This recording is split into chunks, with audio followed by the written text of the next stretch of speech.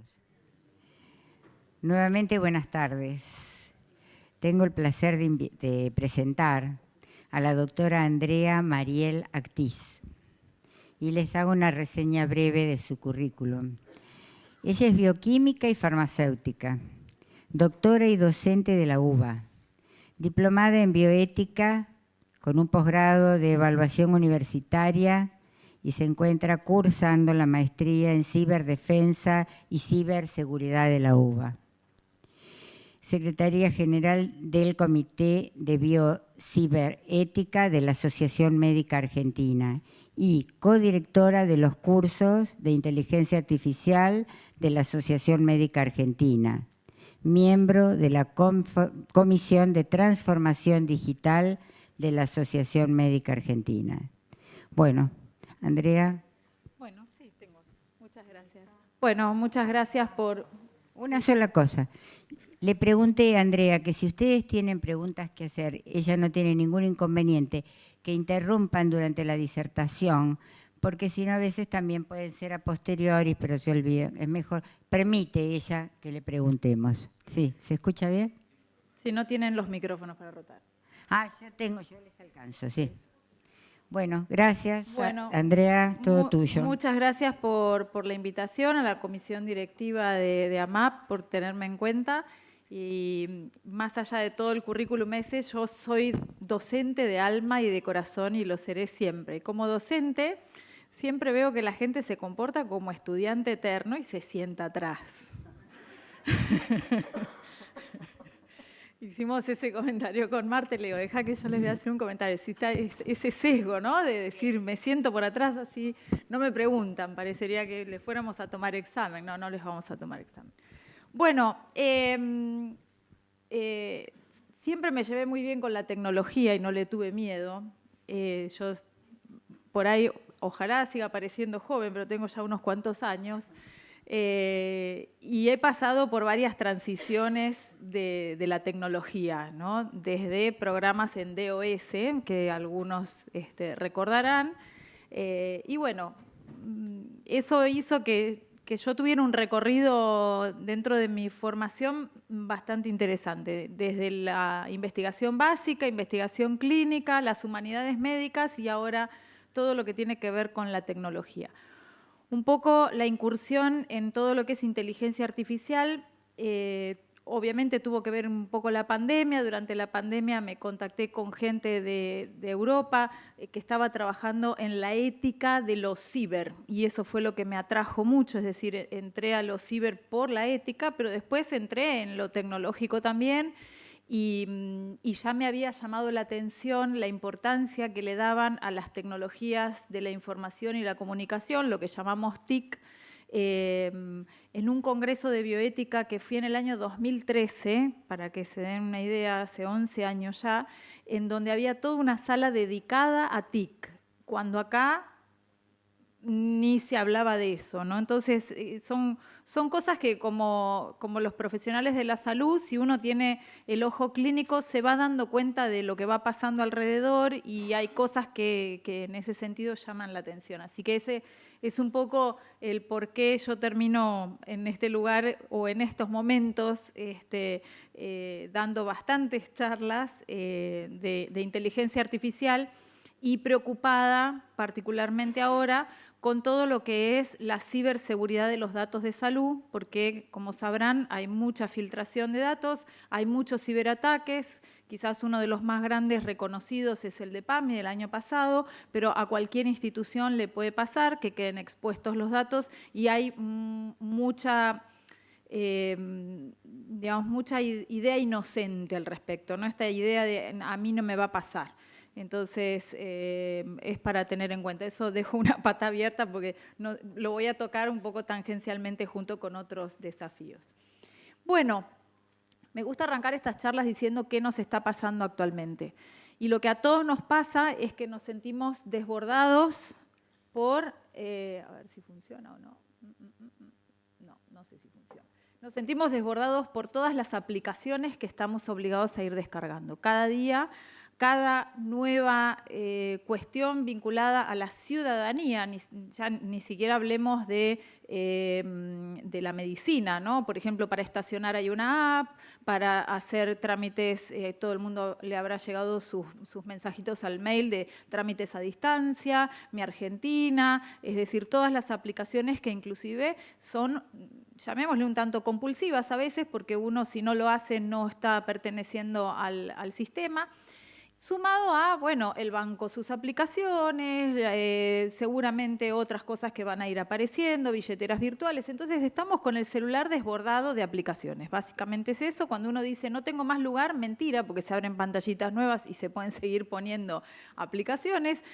Los celulares de última generación tienen una capacidad infinita para ir poniendo todas estas aplicaciones. Y al mismo tiempo estamos en medio de una brecha digital, ¿no? La imagen que tenemos allá nos habla de brechas en varios sentidos. Una brecha tiene que ver con lo económico, con la pobreza, con dos mundos que vivimos, con estas cuestiones de la posibilidad de conectarse o no, ya sea por tener una buena red de Wi-Fi, por tener un aparato que se conecte, por tener un celular que se conecte, por poder pagar los costos de esa conexión.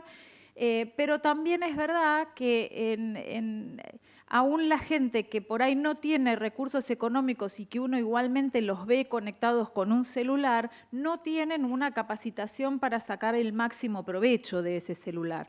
Y lo mismo pasa del otro lado. Quizás una persona muy formada, muy capacitada, no termina de entender cómo funciona el sistema para decir, no sabía que podía hacer todo esto desde el celu.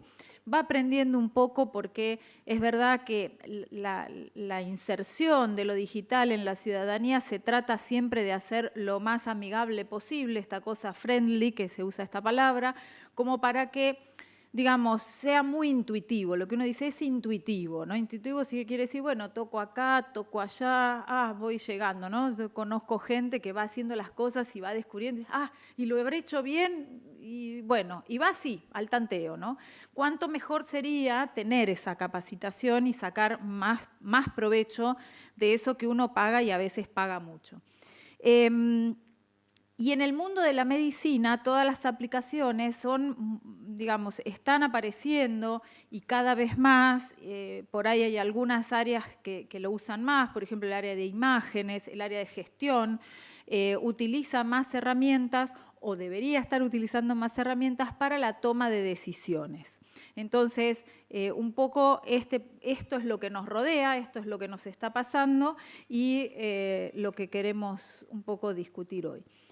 Y a su vez hay otras cosas. Por ejemplo, hay tanta tecnología que nos rodea que tenemos que demostrar que somos humanos, ¿no? O sea, es al contrario.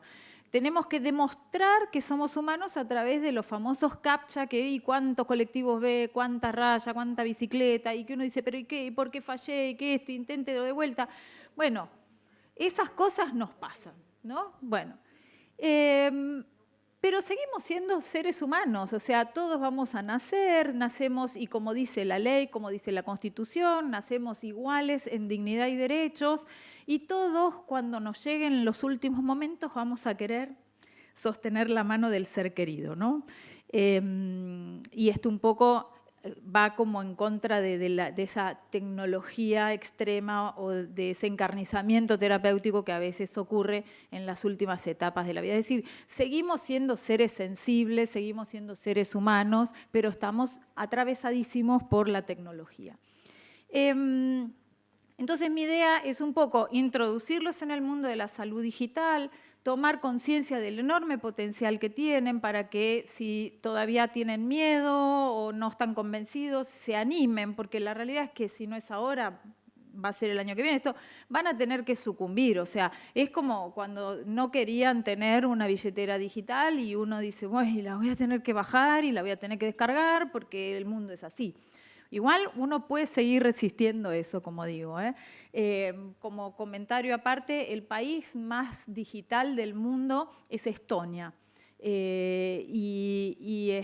Aún en Estonia hay un grupo de personas que resiste la digitalización y entonces el Estado le dice, bueno, si usted no quiere, tiene que hacer todos los trámites a la vieja usanza, ir con el papelito caminando y volver caminando y hacer todo lo que uno hace para resolver los trámites ciudadanos. Y la idea es, bueno, además de ver el enorme potencial, ver cuáles son los riesgos para, tampoco todo va a ser excelente, 10 puntos hermoso, tiene sus desafíos y tiene sus riesgos. La primera pregunta es, ¿qué es la inteligencia artificial? Que es lo que nos convoca un poco acá. Y cuando hablamos de esto, yo quiero empezar de otra manera y decir, ¿a qué le llamamos inteligencia y por qué decimos que es artificial? Entonces, el inteligente, cuando uno iba al colegio, ¿quién era? ¿Quién me contesta? ¿Quién era el inteligente? Acá, que levante la mano el que era el inteligente del colegio. ¿Y por qué era el inteligente? ¿O por qué a ese le decían, ese es el inteligente, el nerd? ¿Por qué? ¿Por la cara? No. Bueno. Bien, bueno, por ahí va. O sea, era el memorioso, ¿no? Y que también es lo que aún hoy en día sigue atrayendo en los programas de televisión. Esta gente que es, llamémosle, juntador de datos, ¿no? Es decir, que se acuerda toda la fecha, se acuerdan los jugadores de fútbol de la selección del no sé cuándo, que se acuerda todas las capitales, que se acuerda... Y es almacenador de datos.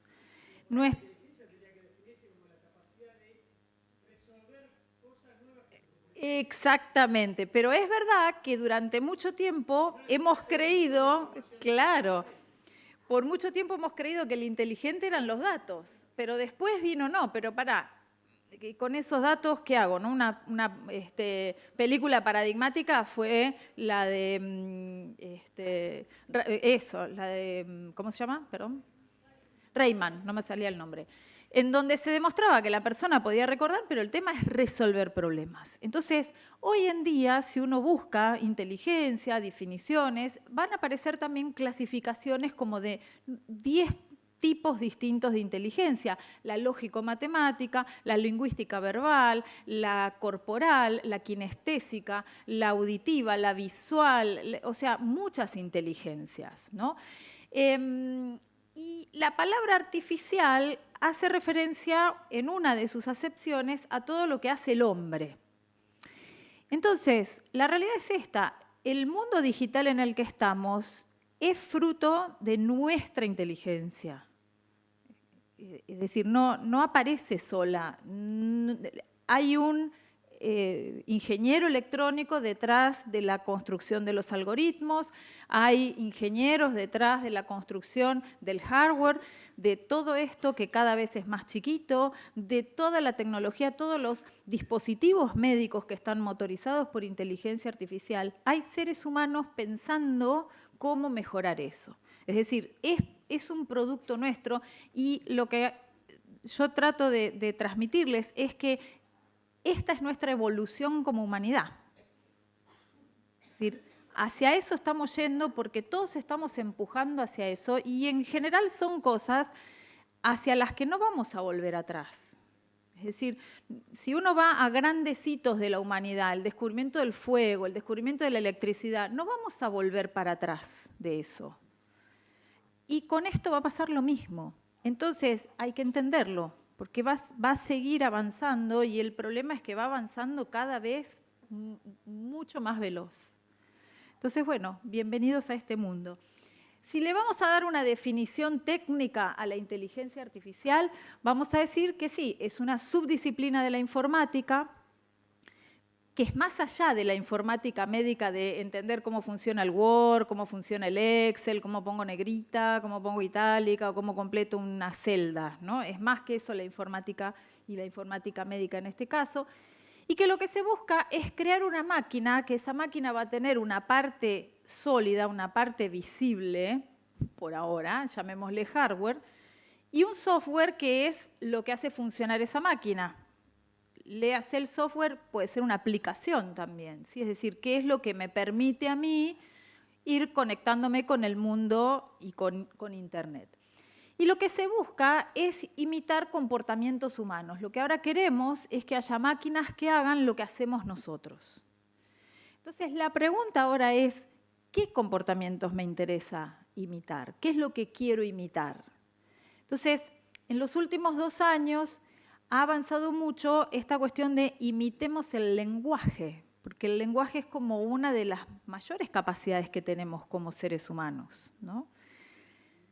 Si se acuerdan previamente, todo lo anterior era imitar lo que es el movimiento. Muchos hemos visto un montón de robots, de perros robots que trepan, que suben escaleras, que agarran cosas, o sea, todo lo mecánico. Y uno dice, bueno, pero ahora entraron y hay como un enamoramiento de todo lo que significa el procesamiento del lenguaje.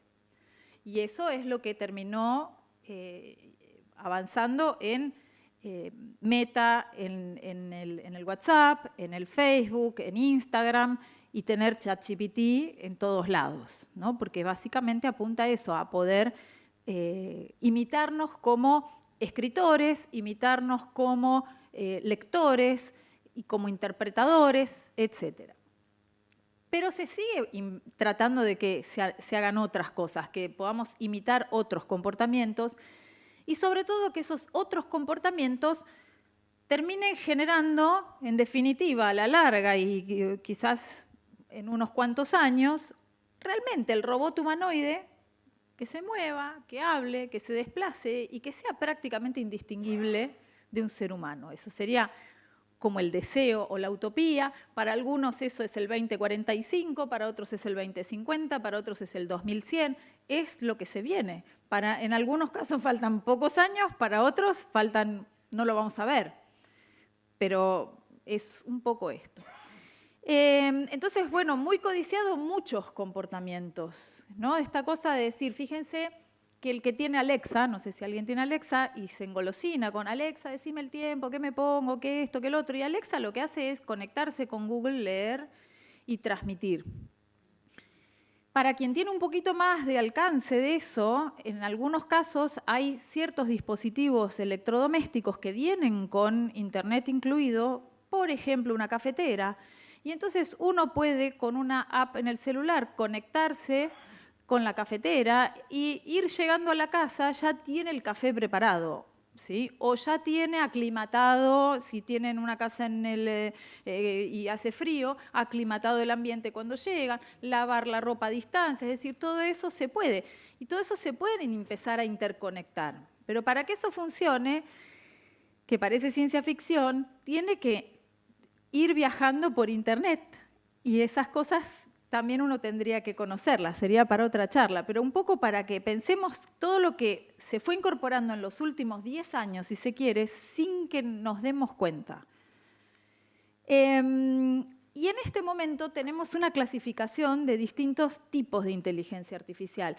Se la puede clasificar según la capacidad que tenga la inteligencia artificial en cuanto a la cantidad de comportamientos que puede imitar y de acuerdo a para qué funciona esa inteligencia artificial. Entonces, de acuerdo a las capacidades, nosotros en estos momentos estamos en la inteligencia débil. ¿Qué quiere decir esto? Que cada robotito o cada aparato que sale imita un comportamiento. No tenemos uno que imite todos.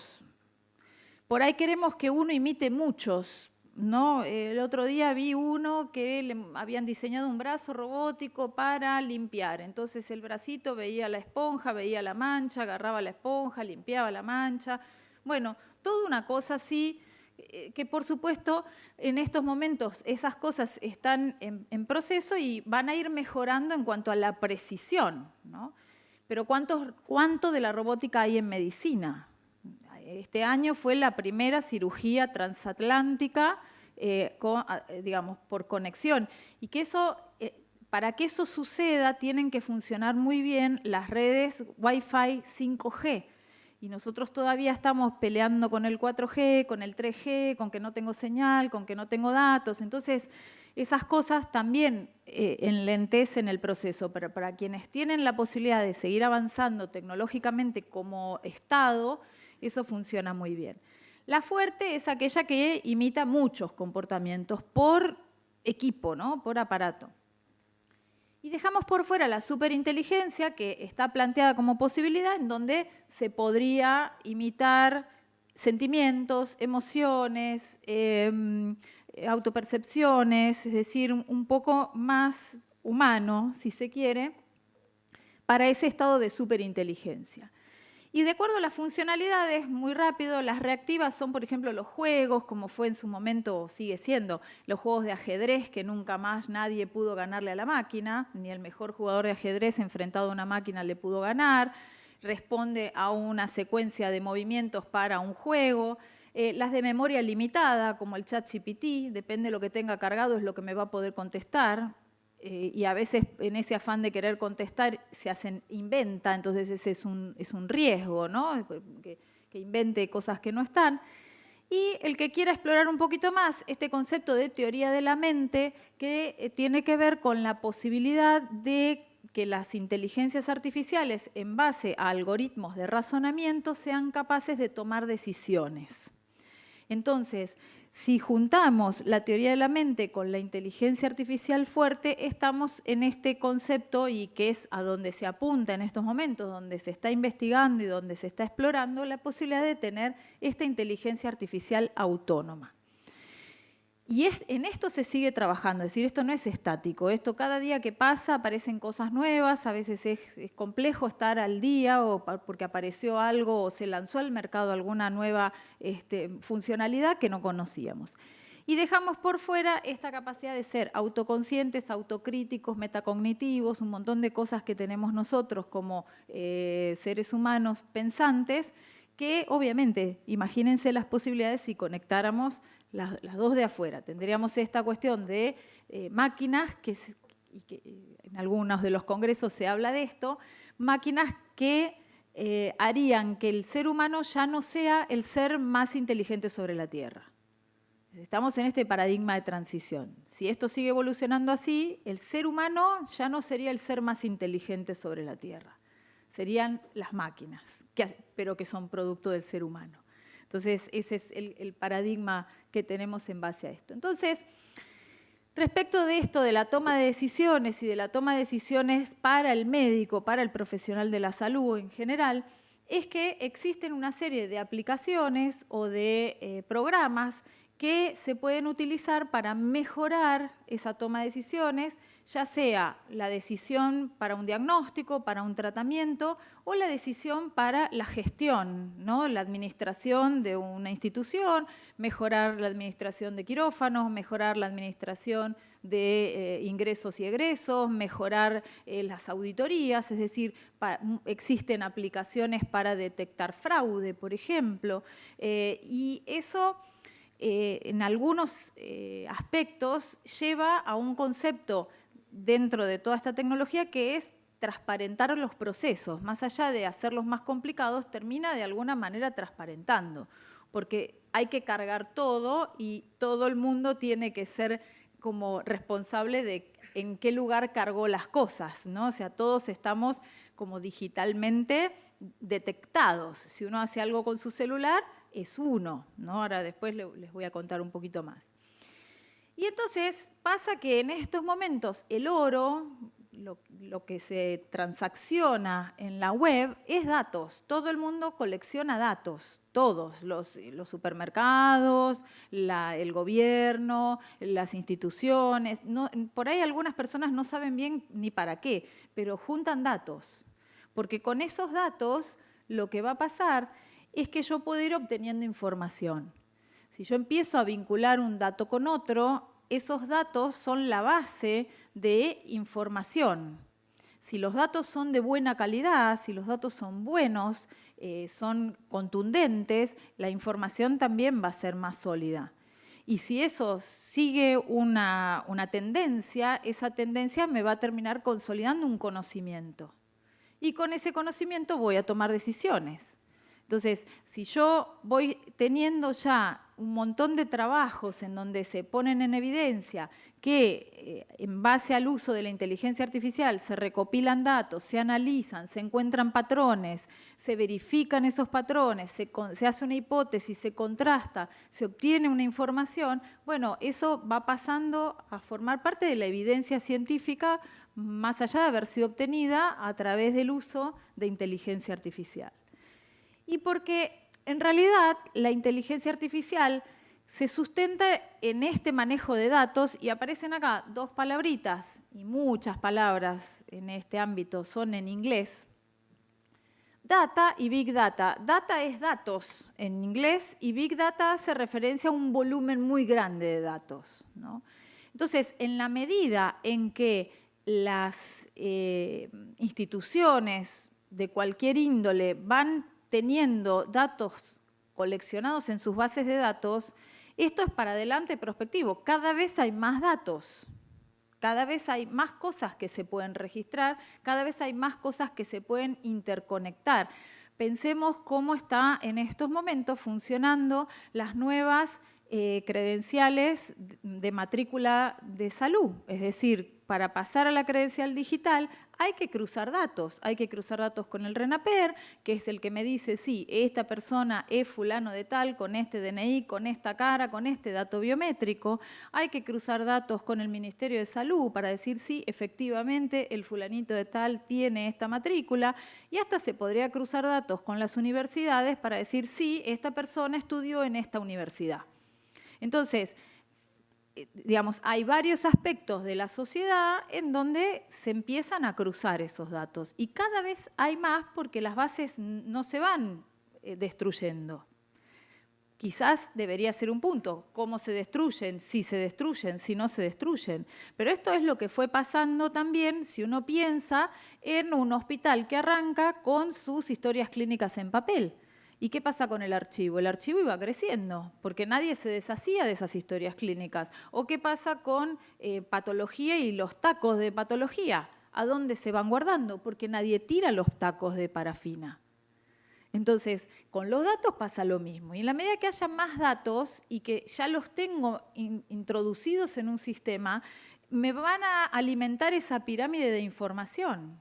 Porque esto se hace muy rápido. Una cosa es mandar a un residente a decir, anda a buscar todas las historias clínicas del año 80 a ver cuál era la patología prevalente y poner 2 o 3 a buscar horas y horas y horas y horas. Y otra es tener eso en internet y pedirle con un comando buscar las glucemias del año 80 en mujeres entre tal edad y tal edad. O sea, se dan cuenta, ¿no? El abanico de posibilidades en cuanto a la rapidez, que es una de las características de ese manejo del Big Data, que uno lo haga rápido, lo quiero para allá.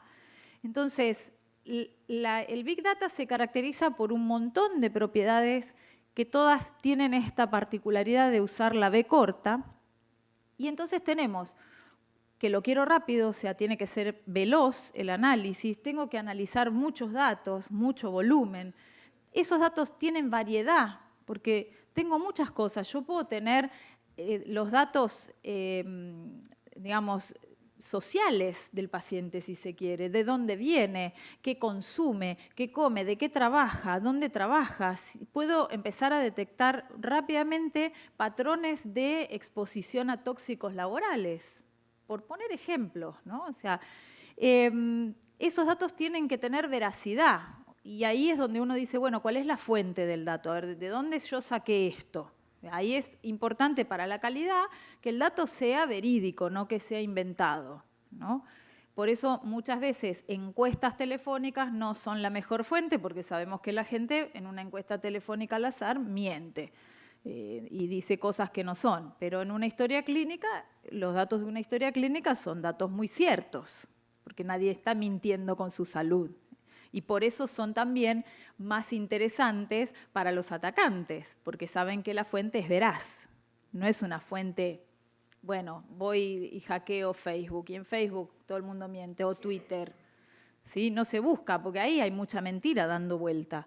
Pero acá hay mucha información, ¿no? Si un paciente pagó con tarjeta de crédito, o si puso su tarjeta de crédito, sus datos bancarios, sus datos de dónde trabaja, quién es.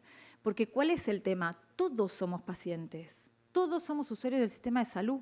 Entonces, desde gente que es del común a gente importante, jueces, mandatarios, todos están en el sistema de salud.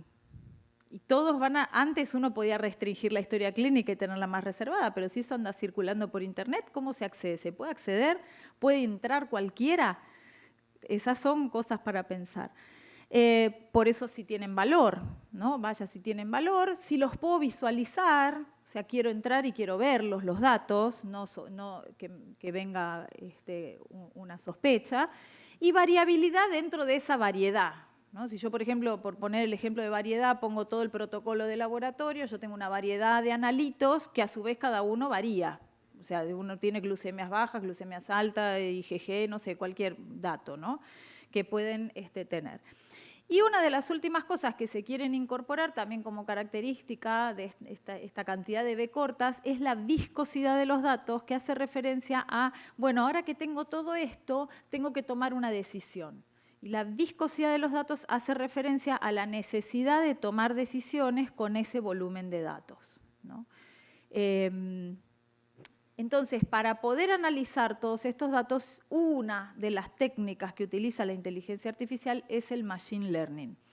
Y el machine learning, que quizás en algunas de las instituciones donde ustedes están, puede ser que estén trabajando con esto que llama, estamos entrenando un modelo, porque es como lo top ahora es que se encuentren con gente, estamos entrenando el modelo, quiere decir que están aplicando técnicas de machine learning.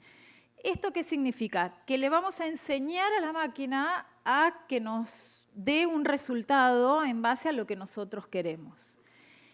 Esas técnicas de machine learning necesitan tener un informático de por medio que va a ser el encargado de establecer lo que nosotros llamamos algoritmo, ¿sí? Y el algoritmo no es más que una serie de instrucciones para obtener un resultado, ¿sí?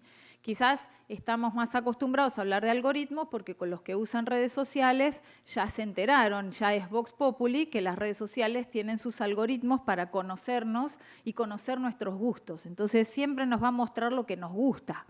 Y cuando uno le dio like a una fotito de un gato, está 30 días viendo gatos, ¿sí? A menos que le dé like a un perro, entonces va a entrar a ver perros, ¿sí? Y así va pasando, porque el algoritmo está preparado para eso. Persona que da like a algo, le voy a seguir mostrando ese algo. Y se van a formar de esa manera nichos de consumidores, nichos de marketing, y eso impronta directamente sobre las empresas para vender algo, ¿no? Entonces, eso tiene que ver un poco. Bueno, el machine learning es una rama de la inteligencia artificial, ya digo, es una de las formas de entrenar la inteligencia artificial y que va a estudiar cómo hacer para que la máquina aprenda. Y esto está muy basado en las mismas formas en que aprendimos nosotros. ¿Cómo aprendimos nosotros a hablar? Nuestro lenguaje es porque tuvimos un tutor que nos iba diciendo, no, así no se dice así, que nos va corrigiendo todo el tiempo, o vamos señalando, o la escuela va enseñando distintas cosas. Lo mismo va pasando con el machine learning. Uno de los tipos de machine learning se llama supervisado, y es tal como nosotros aprendimos. En el supervisado se utilizan un término que seguro conocen, que son etiquetas, es decir, etiqueto las cosas, previamente porque alguien ya sabe que es así. Por ejemplo, en imágenes uno puede etiquetar imágenes de lunares o de lesiones en la piel y va a haber un grupo de dermatólogos diciendo esta imagen no es nada, esto es benigno, esto es maligno y esto es sospechoso, habría que hacer una biopsia. Entonces uno etiqueta previamente y se lo presenta a un analizador de imágenes previamente etiquetado, diciéndole esto es benigno, esto es maligno, esto es sospechoso. Pero no con 2 o 3 imágenes, con miles de imágenes. Entonces, lo que va a aprender la máquina es que hay una diferencia en los píxeles, en el color que tiene esa imagen, para decidir, entonces decide y entonces entrega un resultado, le muestra una imagen y me contesta, esto es benigno. Por supuesto que yo no me puedo quedar con esa toma de decisiones, tengo que verificarlo, pero le achica un poco el trabajo al dermatólogo y le ayuda en el ojo cansado. Así como eso en un montón de otras áreas. Imagínense para un oftalmólogo estar viendo fondos de ojo todo el día o que si se puede confundir, o un radiólogo viendo imágenes de mamografías, ¿no? Ayuda mucho que previamente haya un tamizado. Eso es con el supervisado. Con el no supervisado, lo que se hace es entregarle a la máquina un montón de datos, de vuelta, siempre es Big Data, siempre es un gran volumen, para que la máquina encuentre algún patrón común. Entonces, en ese análisis común, la máquina dice, yo me doy cuenta que los que tienen glucemia alta tienen tal cosa, ¿no? O sea, por ahí hay cosas que ya las sabemos, pero por ahí hay cosas nuevas en eso, y eso es empezar a encontrar patrones. Muchas veces el mejor ejemplo del no supervisado es lo que nos pasa a nosotros en redes sociales. Se encuentran patrones de que lo que a mí me gusta, voy con ese lado. Lo mismo en Netflix, ¿no? Si empiezan a ver cierto tipo de series y si además ustedes contribuyen con el aprendizaje, porque ustedes le ponen, me gusta. Fíjense que Netflix tiene no me gusta, me encanta. O sea, agregó la función me encanta, que quiere decir que, o sea, por acá voy, y eso genera un perfil de audiencia, ¿no? O les empieza a sugerir, las personas que les gustó esta película también vieron esta. Eso lo mismo pasa en Google. Si usted buscó esto, la gente que busca esto también busca esto otro. ¿Por qué? Porque son patrones que se van encontrando analizando un montón de datos. Entonces, en eso seguimos. Y el reforzado, el aprendizaje reforzado, se utiliza más en otro contexto, por ejemplo, en todo lo que son los simuladores en medicina, por ejemplo, un simulador de cirugía, un simulador no sé, de entrevista con el paciente. Hay muchos programas de simulación en donde se utiliza para el aprendizaje de una habilidad.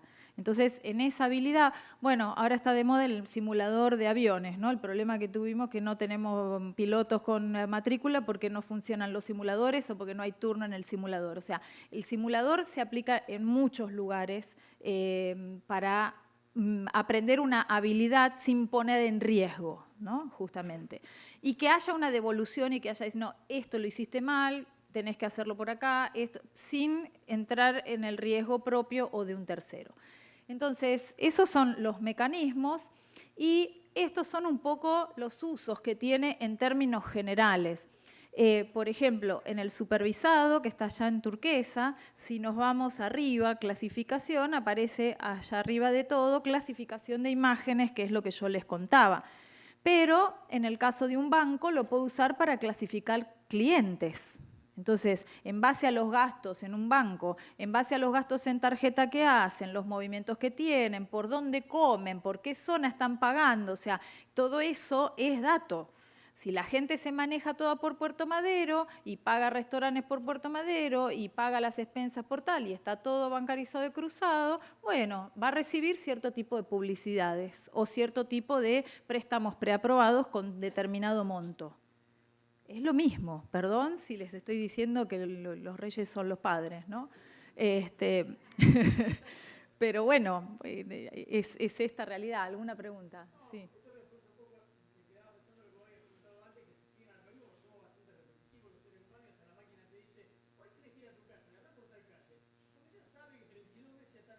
Exactamente.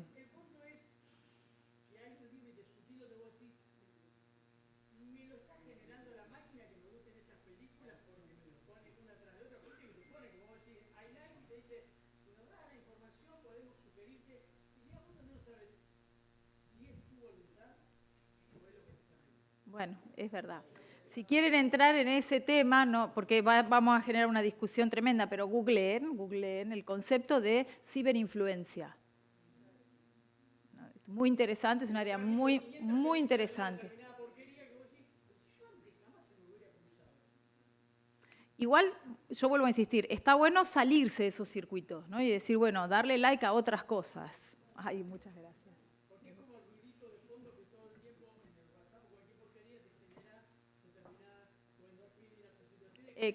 Sí, sí, sí. Sí, sí, bueno, eso también. Entramos en muchísimos problemas, ¿no? Dentro de lo que es lo social. Sí, tremendo. Bueno, vamos, porque si no, no vamos a llegar. En el no supervisado, por ejemplo, ha sido muy útil en los laboratorios farmacéuticos en el descubrimiento de estructuras químicas y desarrollo de nuevos medicamentos.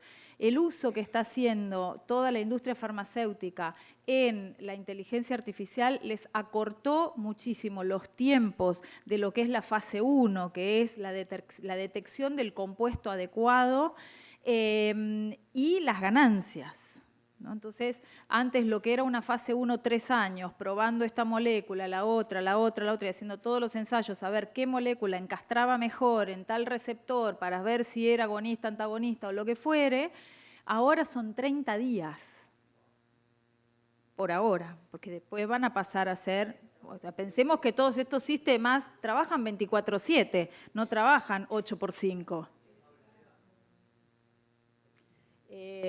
Una de las últimas noticias es que los data centers, que es los lugares donde se almacenan, las nubes, ¿no? De vuelta, el concepto de la nube no es la nube es la computadora de alguien, en donde yo guardo algo. Entonces, esto es el mismo concepto que la caja fuerte, ¿no? La caja de seguridad. Es un espacio que alguien me presta para que yo pueda guardar algo. ¿Qué confianza tengo? ¿Dónde está? ¿Lo conozco? ¿No lo conozco? ¿Cómo? Y los problemas de los data centers es que son tremendas computadoras prendidas todo el día con toda la información que está circulando, que es muchísima.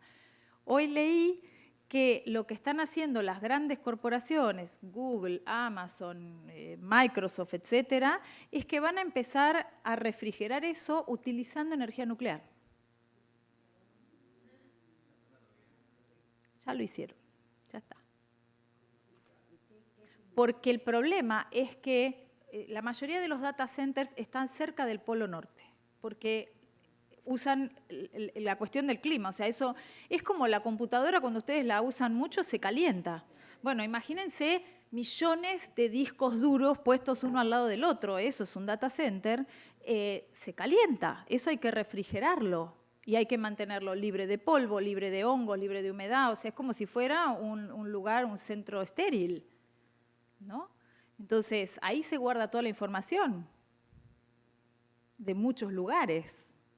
Entonces, para mantener eso funcionando, tiene que estar refrigerado. ¿Cómo lo refrigero? Con un aire acondicionado ya no alcanza. En una zona fría ya no alcanza. Entonces, van a hacer refrigeración a base de energía nuclear. Porque combustible fósil en algún momento no va a haber. ¿Quién iba a decir? Claro, exacto. Datos. Sí, sí, sí, sí. Bueno, hacerlo con energía nuclear intenta bajar los costos, en realidad, de la refrigeración. Sí. Así que cada uno de los Google, Amazon está comprando o está, no sé, adquiriendo o fabricando ellos mismos pequeños reactores nucleares cerca de los data centers.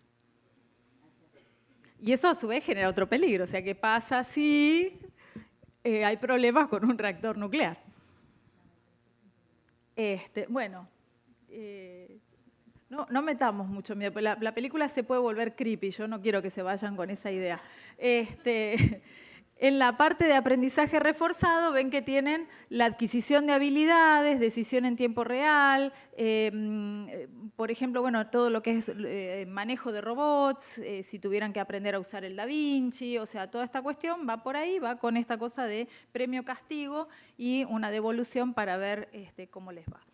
Entonces, la charla era desafíos y oportunidades. Vamos a empezar con lo feo, que son los desafíos. Uno de los desafíos es la gestión de datos con ética. Es decir, ¿por qué? Porque vamos a hablar de datos de salud y sabemos que los datos de salud son datos sensibles, entonces, bueno, tienen un cuidado extra esos datos. En principio, ¿quién recolecta? ¿Quién preprocesa? ¿Quién se encarga de depurar y supervisar? Y detrás de esta palabrita ¿quién? Hay personas. Si hay supervisores, no todavía eso está a cargo a su vez de una inteligencia artificial, sino que hay una persona, por ejemplo, ¿quién decide que un lunar es benigno? un dermatólogo o mucho mejor un board de dermatólogos, ¿no? O sea, llamar a varios que se pongan de acuerdo entre ellos y que digan esto es esto, lo mismo para una mamografía o para un fondo de ojo, no es un oftalmólogo, es un conjunto de expertos que van a tomar la decisión para el etiquetado en el caso de que hagan un entrenamiento de un modelo. Ver si los datos son de calidad, si está bien representada la población beneficiaria, ¿no? Muchas veces se empiezan a utilizar bases de datos adquiridas de otro lado y no son representativas de la población donde uno quiere. Entonces, siempre va a ser mejor entrenar modelos con datos de la población donde uno va a usar ese modelo.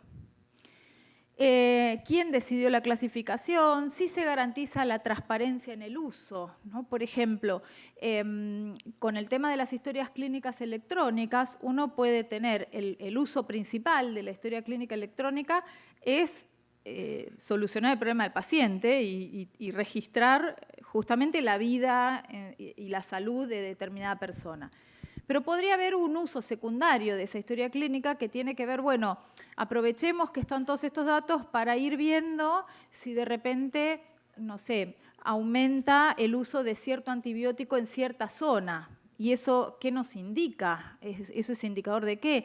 Veamos si en cierta zona hay más consultas por dengue, que está de moda. Veamos si entonces puedo ir viendo focos, puedo ir haciendo salud pública, epidemiología, en base a ese uso, pero eso lo tengo que declamar y lo tengo que proteger, ¿no? Si es que lo voy a usar para eso, que no es el uso primario que va a tener una historia clínica, o cuál va a ser el uso de las recetas electrónicas, ¿no? Si yo voy a ir viendo qué consume la población en distintos lugares del país, y yo puedo extraer esos datos en base a, bueno, separo quién lo consume, pero veo qué consume la población. Entonces, eso me va a empezar a generar unos datos que no es que antes no se podía hacer, pero antes era mucho más engorroso, porque era agarrar todas las recetitas que llegaban a cada una de las instituciones y poner a alguien a decir, bueno, a ver, ¿qué se consumió? ¿Quién consume gastro? ¿Quién consume antibiótico? ¿Quién consume lo que fuere? ¿No? Esto va a ser mucho más rápido. Si los datos están accesibles, si están actualizados, cómo se trataron los datos faltantes. Por ejemplo, con esta emoción de transformar todo a lo digital, uno muchas veces dice, bueno, vamos a empezar a pasar las historias clínicas en papel a digital. Bueno, y de repente el registro es viejísimo, la hoja está rota, o se le cayó café encima, o se mojó, está pegada con la que viene, o sea, cosas que sabemos que pasan con el papel, ¿no? Entonces, dice glucemia 100.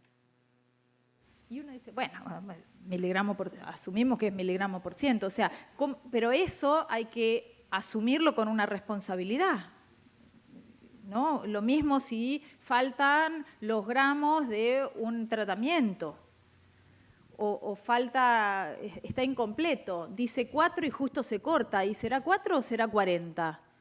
¿No? Es decir, eso hay que ver cómo se trata el dato faltante y para eso también se necesita un grupo de interpretadores de historia clínica. No puedo mandar al que acaba de entrar a la residencia a interpretar historia clínica. O si mando a esa persona, tiene que haber alguien que lo supervise, porque si no, vuelvo a insistir, acuérdense la pirámide, si yo empiezo a cargar datos malos, la pirámide se va a caer, ¿sí? No me va a servir. Y un gran tema es el tema de los sesgos, ¿no? Y esto, nosotros todos tenemos nuestros sesgos y como la inteligencia artificial es hija de nuestro raciocinio, arrastra el sesgo. Por ejemplo, saliendo del tema médico, se había tratado de implementar una aplicación o un programa para preseleccionar currículums para un trabajo porque había mucha demanda de esos puestos de trabajo y entonces no daban abasto para poder analizar todos los currículums que llegaban y querían ser justos en el análisis, no dejar todo. No, imagínense que uno pide un trabajo y caen 1000 currículums para analizar de hoy a mañana. Y uno dice, bueno, no puedo leer. Ya cuando leí el número 100 ya está, ¿no? O puede haber subjetividades en el medio. Entonces, bueno, hagamos una aplicación para pretamizar todo eso. Y entonces, bueno, ¿qué datos vamos a poner? Bueno, pongamos todos los datos de la gente que cubrió esos puestos anteriormente. Entonces, hicieron eso, entrenaron el modelo con los currículums de la gente que había tomado los cargos esos con anterioridad. ¿Qué pasó? Que nadie se dio cuenta de que, bueno, casualmente todos los que ocuparon ese cargo habían sido hombres. Y el mundo cambió. Entonces, ¿qué pasó? Que automáticamente las mujeres no entraban en la posibilidad, porque en cuanto aparecía que era mujer, era un factor de discriminación. A pesar de que por ahí podía haber alguna mujer mucho más capacitada de los que quedaban después seleccionados. Eso pasó y se detectó ese sesgo, ¿no? Y los sesgos son complicados cuando los sesgos justamente llevan a la discriminación. Como ese ejemplo, hay muchos, hay sesgos por haber usado fotos con color de piel blanca y no con todos los colores de piel, o sea, muchas cosas, ¿no? Pero esas hay que sentarse a conversar con el equipo de datos que va a hacer el análisis y ver si no se les está escapando algún sesgo que no se dan cuenta. Bueno, después tenemos otros problemas. Por ejemplo, cuando no se quieren actualizar los sistemas informáticos. Es lamentable, eso lo aprendimos, ¿no? El celular cada 2, 3 años, 4, 5, ponele, si es un poquito de alta gama, el celular hay que cambiarlo, hay que cambiar la notebook. Eso es un gasto fijo que no es como antes, no es que me voy a comprar una computadora y me va a durar 10 años. Ya ni siquiera las heladeras, ¿no? Las impresoras no duran. Esta cuestión tecnológica que genera otro problema, que es ¿qué hago con todos los teléfonos que tengo en mi casa? Que es toda la chatarra tecnológica, es otro problema. Bueno, software viejos, cosas que no interoperan, que es el gran problema de que las historias clínicas puedan tener cierta movilidad. Datos originales perdidos, fuentes que desaparecen, entonces todo eso le hacen perder calidad a los datos. Cuando pasa eso se empieza a perder la credibilidad, la gente dice, ves, te dije que no funciona, ¿no? Entonces cuando aparecen esas frases que esto no va a funcionar y cuando se siembra la duda de la credibilidad, es un problema. Porque en realidad, y acá les pregunto, los que usan billeteras virtuales, ¿confían en que si quieren pagar 100, son ustedes los que se están metiendo en su cuenta bancaria, donde seguramente tienen más de 100, y están pasándole 100 al verdulero, porque ya vieron que todas las verdulerías tienen un alias, o sea que esta cosa rápidamente entró en lo más básico, y hasta en el tren, ¿no? Hay veces si alguien toma tren, vienen los vendedores del tren con el alias, porque ya no vale decir, ay, no tengo plata, bueno, tengo alias. ¿No? Entonces, hay que confiar que ese circuito financiero funciona, ¿no? Y que nadie se va a meter y que nadie les va a robar la plata de lo otro que tienen. Entonces, la credibilidad es un dato importante. Y volvemos a lo mismo. Si los datos no tienen calidad, la pirámide se derrumba porque la información no es buena, el conocimiento es malo y la toma de decisiones va a ser pésima y va a haber daño. Entonces, como consejo para mantener esta calidad de datos, ay, yo sabía que algo pasó. Ahí. Está como con un delay. Primero, intentar establecer alguna buena práctica de uso de datos en las instituciones, ¿no? Seguir buenas prácticas. Para seguir buenas prácticas, primero habría que también redactarlas. Esto es como cuando uno tiene buenas prácticas de trabajo o, no sé, si nos vamos a lo que pasó en pandemia, decir, bueno, ¿cuál es la buena práctica para no contagiarnos? O sea, hay que establecer procedimientos, ¿no? Que tienen que ser institucionales.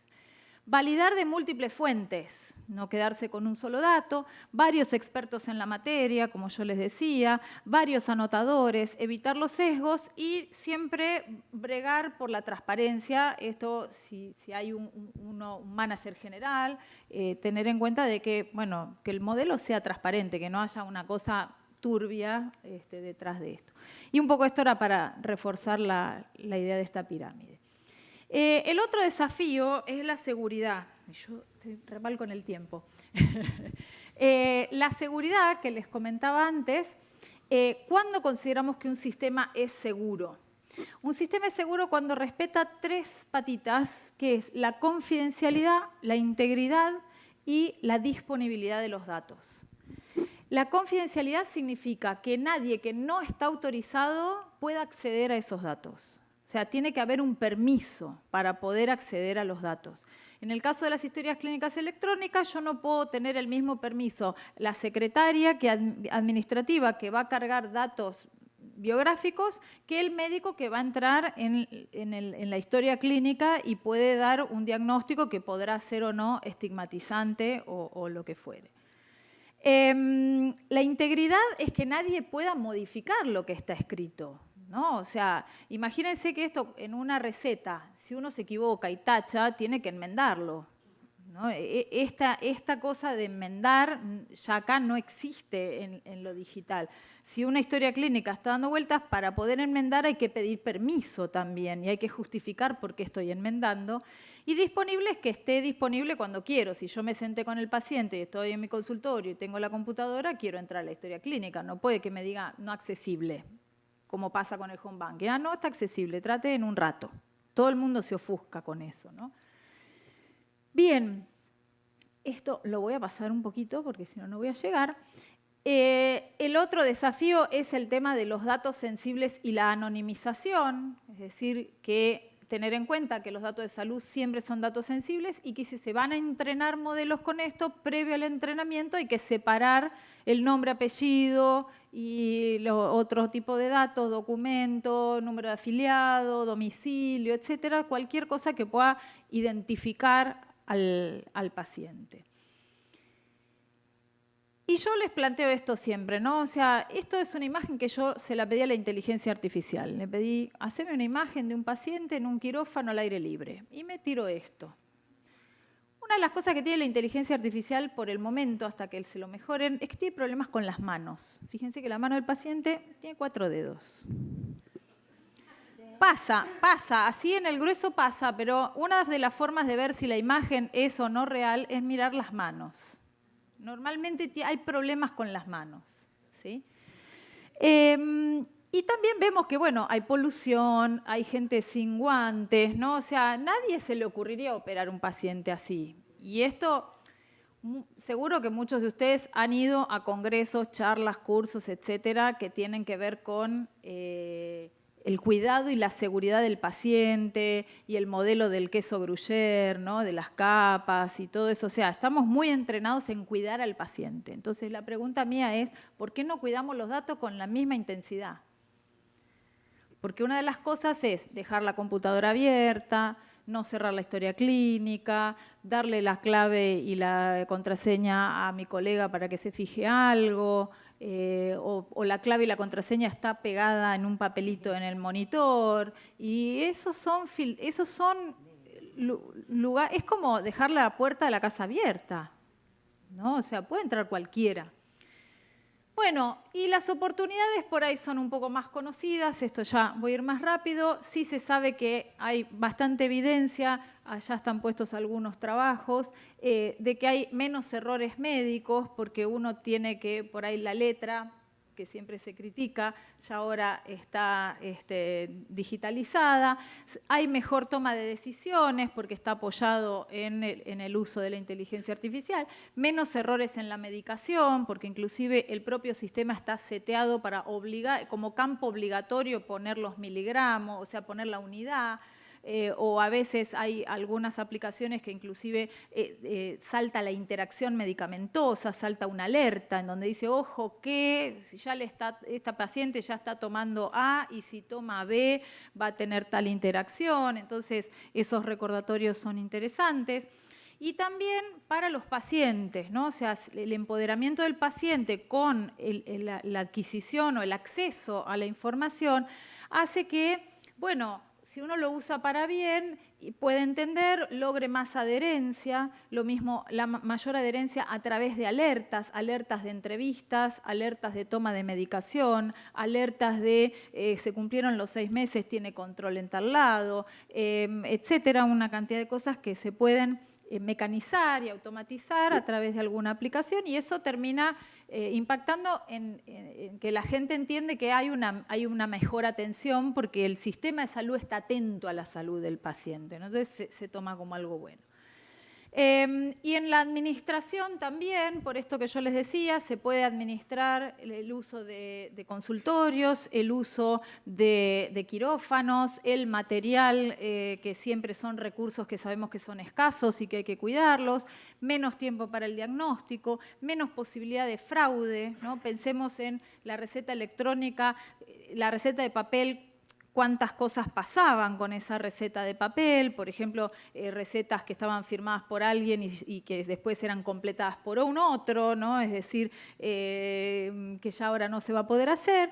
Se optimizan los recursos y se gana un poco confianza en el sistema. Bueno, muy bien.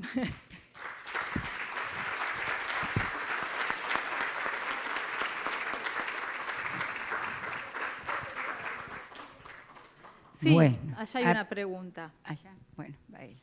Bueno, muchas gracias por la charla, que estuvo muy bien, nos aportó mucho, particularmente a mí. Y quiero hacer una pregunta con respecto a las recetas electrónicas. Yo soy una médica que trabajo con enfermedades crónicas y realmente me resulta súper útil porque con estas app que han salido, no quiero decir cuál utilizo yo, pero bueno, hay varias. Uno puede cargar al paciente manualmente o mandarle una invitación para que el paciente cargue todos sus datos, que en sus datos va fecha de nacimiento, DNI, cobertura de salud, etcétera. Y la verdad que la receta es de muy fácil ejecución, porque uno, una vez que tiene cargado el paciente y hace la receta una vez, que también es muy fácil hacer la receta, ya las recetas quedan cargadas en el sistema. Y entonces después uno, si tiene que hacer una repetición, cambia simplemente la fecha y la manda, la verifica, está todo ok. El paciente está súper contento porque le llega al mail o al WhatsApp, o si no, si uno no tiene los datos, se la manda a la secretaria del consultorio, la secretaria se la envía. Pero yo digo, esos datos, tanto de la gente que solicita la receta, tanto del médico que indica, ¿a dónde van? A la nube.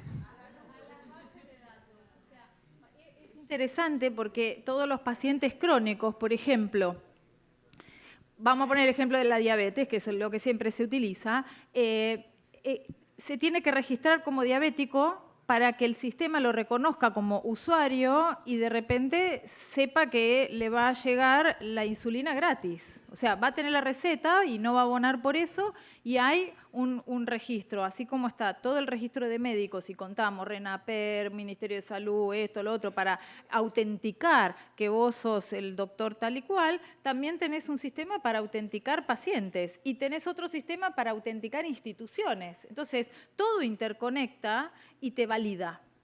Ahora, es verdad que vos decís, ¿a dónde van esos datos? Bueno, esos datos obviamente van a Internet, van a un data center, van a un lugar y se pueden levantar para hacer estudios y uso secundario de la receta. ¿Sí? Ahora, información pronto, posiblemente a mediados de este mes o el mes que viene, vamos a hacer un cursito breve de receta digital.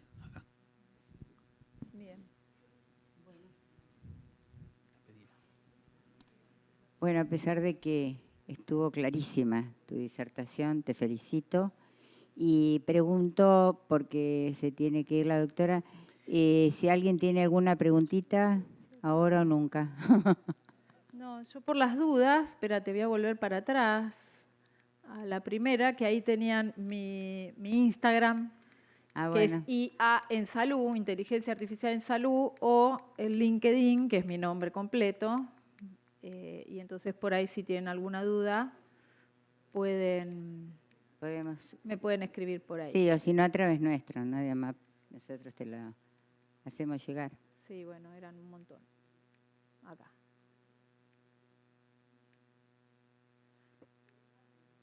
¿Alguna otra pregunta? ¿Alguna otra pregunta? ¿Vos querés hacer una pregunta?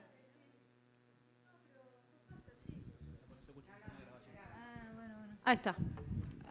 Sí, doctora, me pareció muy interesante su exposición y quería preguntarle, ¿cuál ¿piensa usted que hoy va a ser la tendencia en salud pública, o sea, en el área hospitalaria, del uso de esta